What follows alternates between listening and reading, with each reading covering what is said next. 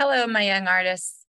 We are back for our lesson now on value. We just looked at chalk, the book Chalk, and we looked at all the value and the way the sun was shining in the direction and how that affected the shadows. So let's take a deeper dive into value. Okay, so some of this I'm going to show you is going to be on your flip charts on your table. So you will be able to go back and look at these. My computer will load. It's been very slow. Come on.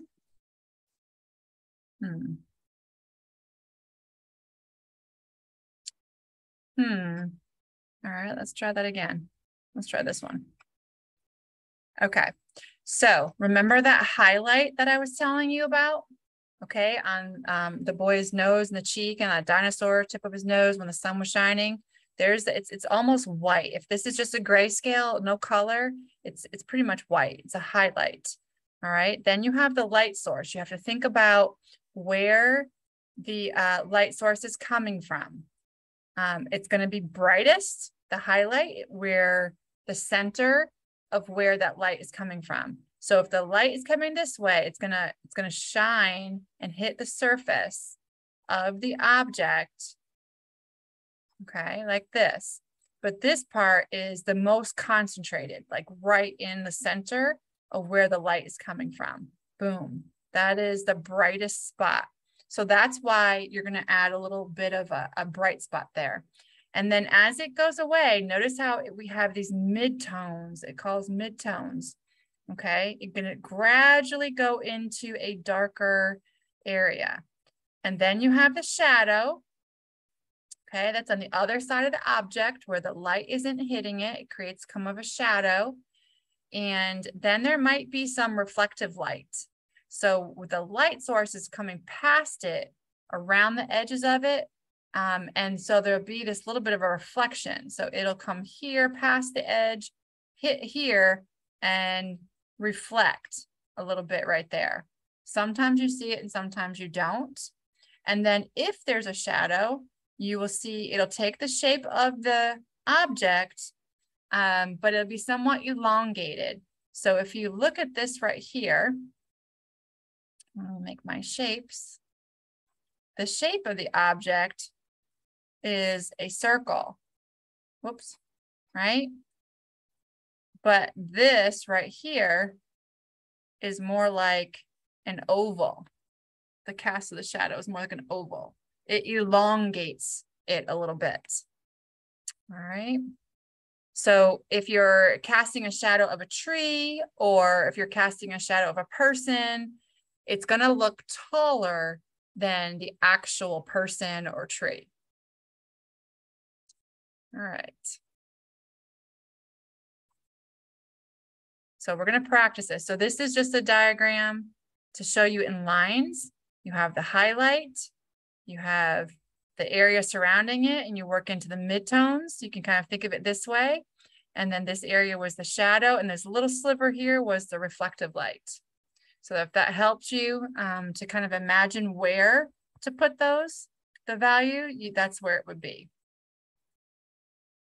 All right, and here we have the same thing, a drawing of a cube, right? And here you have the same thing, but put onto a cube. So where's the main area that the light is hitting? That's right, it's right here. It's almost white, okay? And then you have your midtones where it gets a little bit lighter, okay? Then over here you have your, right here you have your shadow, and here's that reflective light in this area. And your shadow here, cast a shadow. Now, notice on this side, you have your shadow, but it gets lighter as it goes away from you, okay? That's going to be less severe of a shadow as it goes away, because what is this?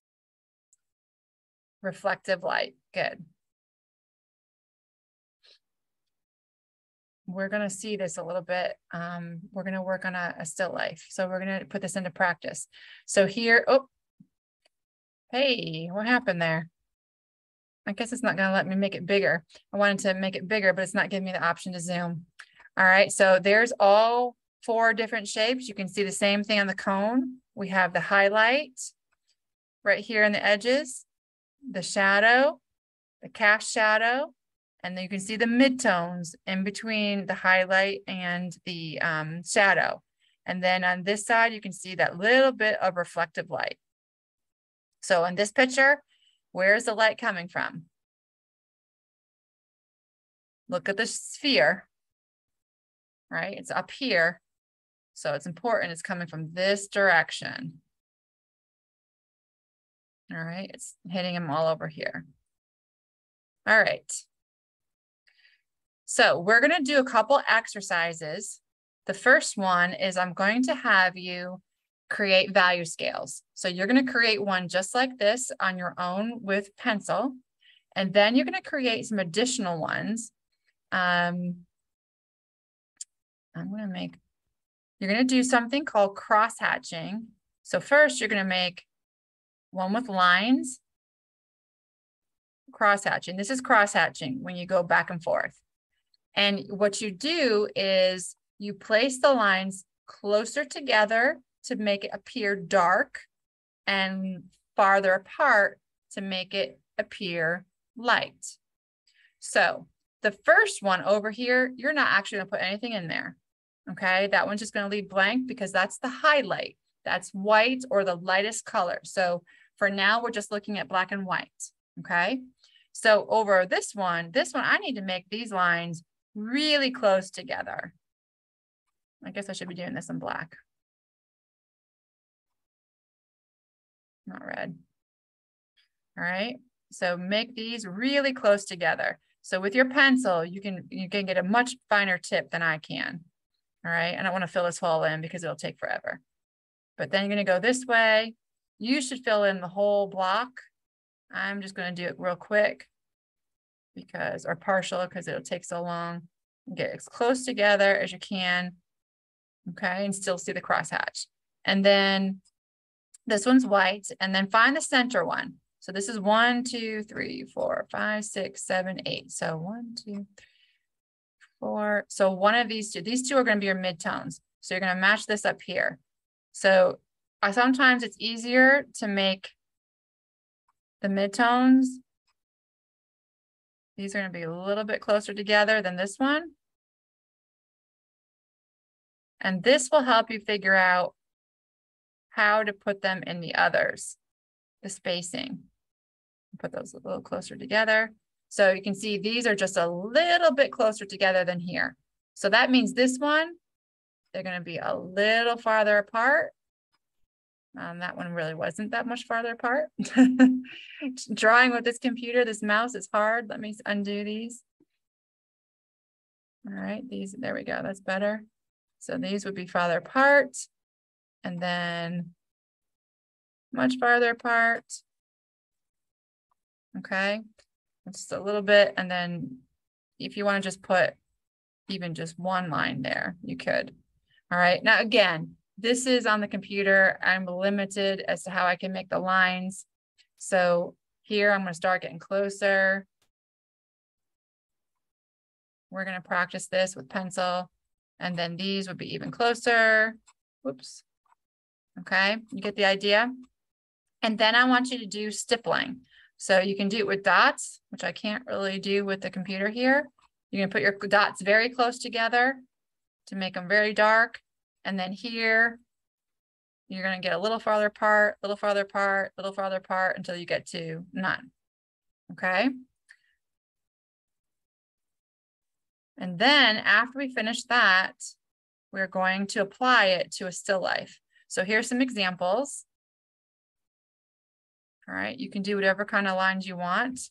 Here's the cross hatching. You can see how much better it is with a pencil than with a computer. Please don't do the scribbles. I want you to control what you're doing. So you can do the cross hatching, the hatching. You can do it with zigzags. You can try this with the circles if you want, or the dots. Here it is with color. We will get to this later.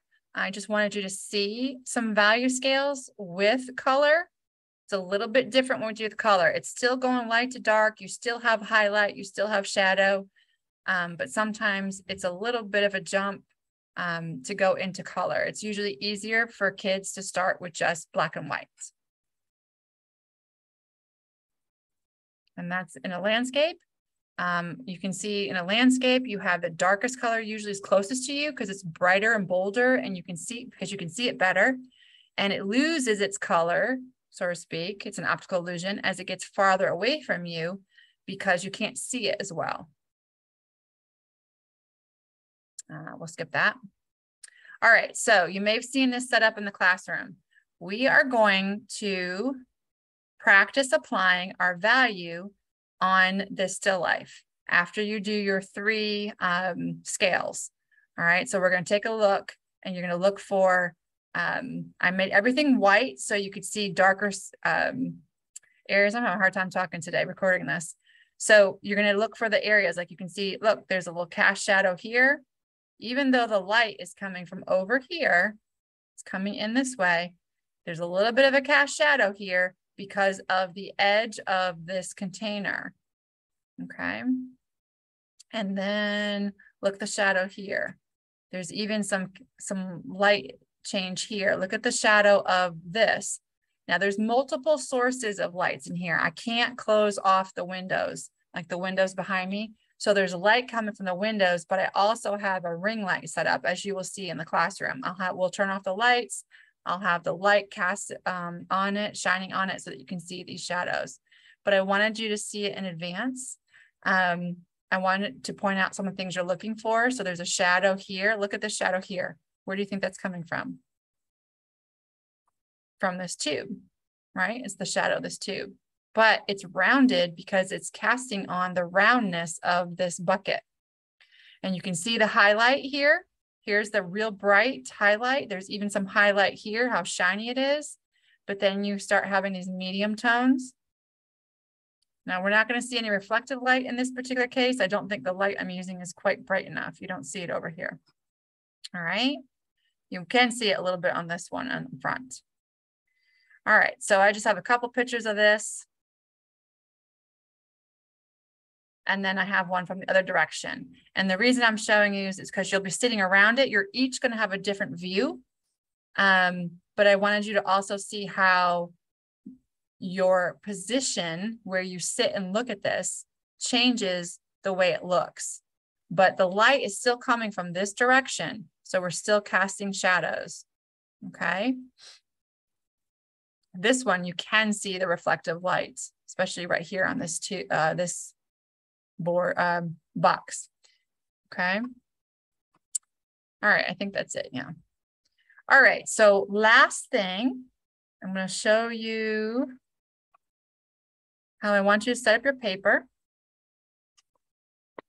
So I'm going to give you a paper like this, 9 by 12 drawing paper. You're going to take your ruler and you're going to make 3 rows.